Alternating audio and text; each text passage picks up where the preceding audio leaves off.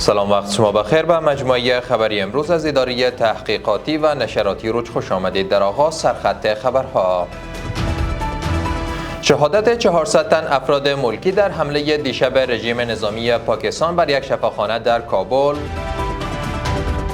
تلاش وزارت داخله برای کمک رسانی به زخمی‌های رویداد دیشب کابل و محکومیت جدی این حملات از سوی دولت هندوستان. امروز سه‌شنبه 26 ماه هوت سال 1404 خورشیدی در ادامه مشروع خبرها. ملا حمدالله فطرت، معاون سخنگوی امارت اسلامی افغانستان، میگوید که در نتیجه حمله رژیم نظامی پاکستان بر یک شفاخانه تداوی معتادین در کابل 400 تن شهید و حدود 250 تن دیگر زخمی گردیدند. معاون سخنگوی امارت اسلامی افغانستان با ابراز نگرانی از افزایش شمار قربانیان این رویداد گفته است که تیم‌های نجات در تلاشند تا وضعیت را مهار کرده و به زخمیان و شهیدان رسیدگی کنند. مولوی محمد نبی عمری، معاون اول وزارت امور داخله، در نشست خبری اعلام کرده که احتمال افزایش شهدا و زخمی‌های حمله رژیم نظامی پاکستان بر شفاخانه 2000 بستر معتادین وجود دارد. آقای عمری افزود که عملیات نجات هنوز هم ادامه دارد و احتمال می‌رود که آمار افزایش یابد. بر اساس آمار ابتدایی این حمله حدود 400 تن شهید و 250 تن دیگر زخمی شدند. حملات شب گذشته به غیر نظامیان در کابل با واکنش شدید بازیکنان تیم ملی کرکت کشور روبرو شده است.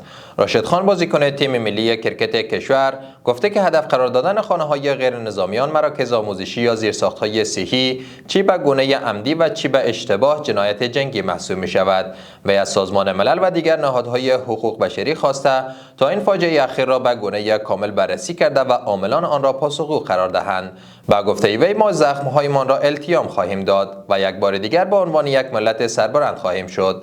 در این حال محمد نبی ایساخیل، بازیکن تیم ملی کرکت، با اشاره به حمله رژیم نظامی پاکستان به شفاخانه ترک اعتیاد در کابل گفت آنها افرادی بودند که خانواده‌هایشان می‌خواستند به زندگی عادی برگردند، اما زندگی آنان با بمباران رژیم نظامی پاکستان در شب 28 ماه رمضان به پایان رسید.